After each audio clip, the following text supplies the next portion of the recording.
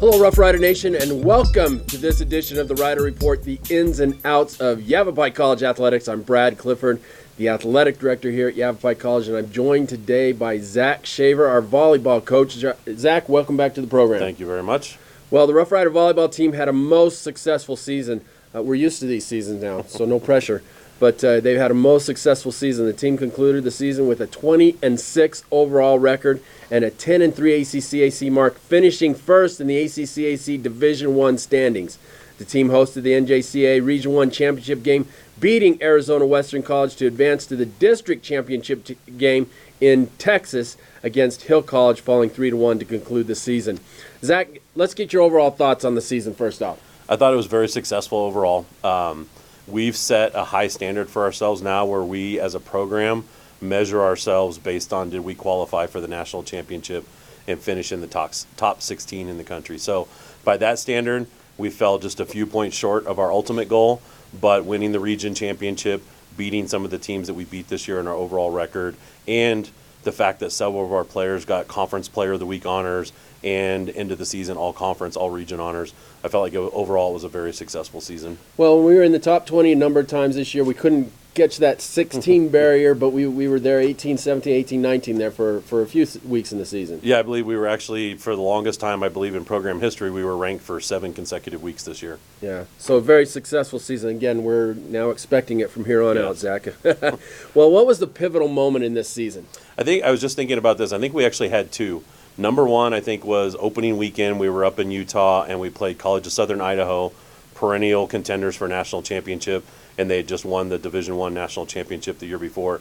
And beating them in 4, I think, really proved to our players that we could beat anybody in the country. And that was kind of a big turning point that we had goals set, but now we believe we could actually really accomplish those goals. And then I think the second one was early in conference. We were down at Mesa Community College, and we weren't playing our best volleyball.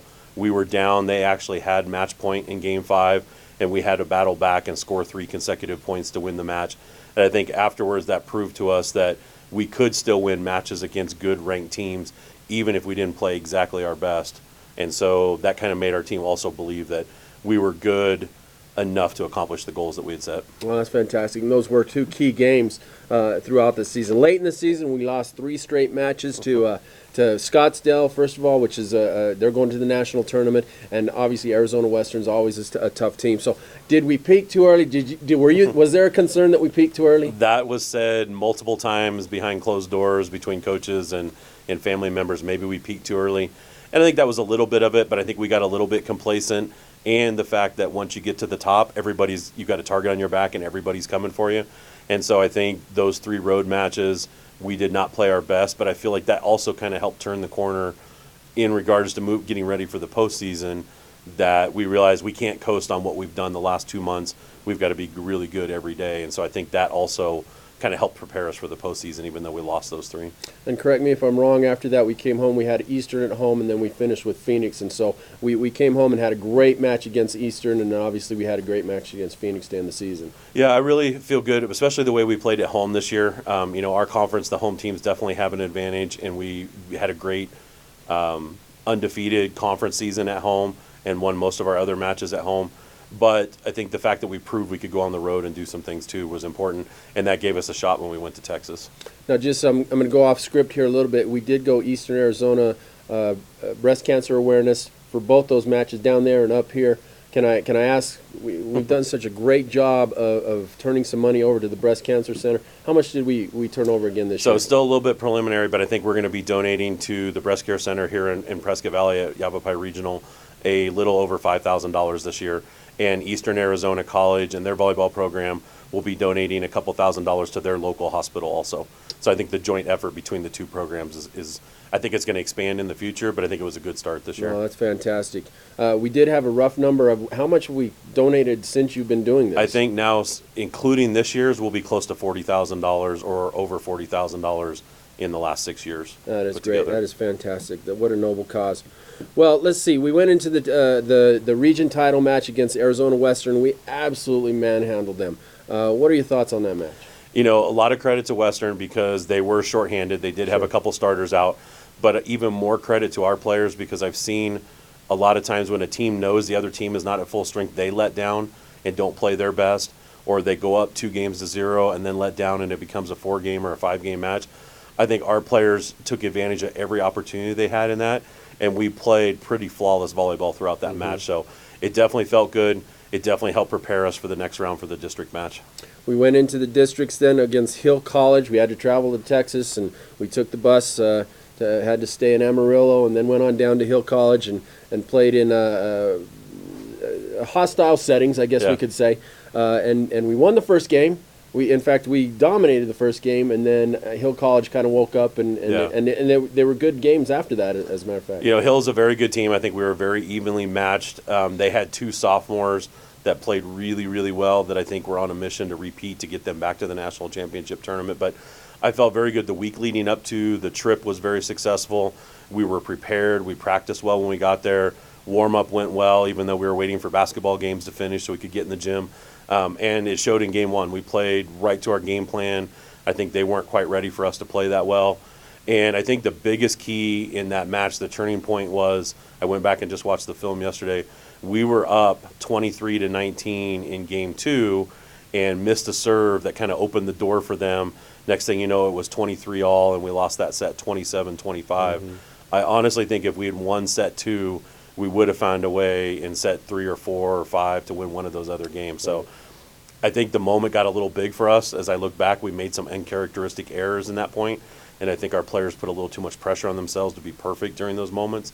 And so I think that's something we're going to work with our freshmen on this spring and next fall, is when those moments come around, you don't have to be perfect. You just have to get the job done. Get the job done, absolutely. Well, we had some standouts this year, both freshmen and sophomores. Let's start with the sophomores.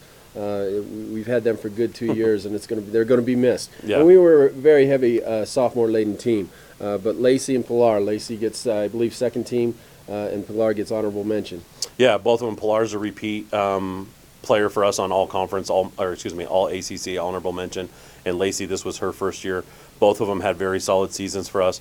Both of them have good plans to move on to 4-year universities that they're both talking with quite a few right now. And so that was a good start to the All-Conference.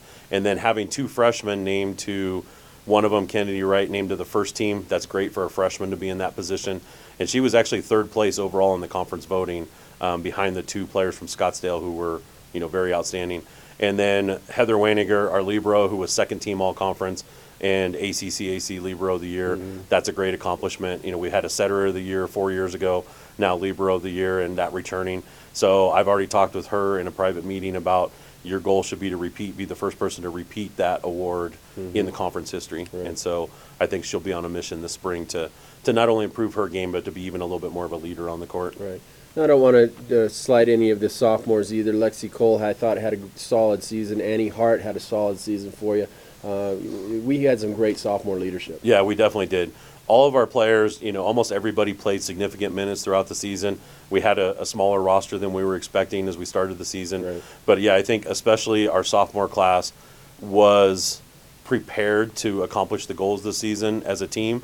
And even if there wasn't notoriety for those players who didn't achieve Player of the Week honors or All-Conference honors, they really took it seriously and did their job well and helped us accomplish all the end of the season stuff that we did. So we're looking at next year already. You're still looking at the film from the other night. So let's get past. Let's go forward here. Recruiting's begun. We've already got some commits. Can you talk about some those? from the summer. We signed 4 on November 1st that were summer and fall recruits.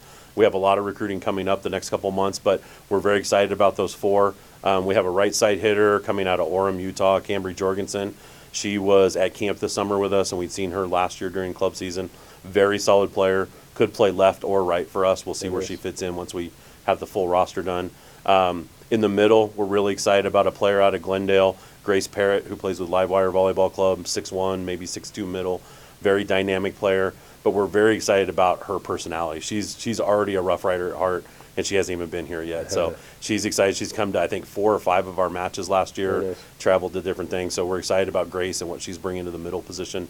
And then we've got 2 outside hitters. One of them locally from Prescott Valley, Milani Manuel, just got named last night Grand Canyon Region Player of the Year for high school. That was a good honor for her. Very solid player. I think playing in our gym is going to help her take her game to the next level.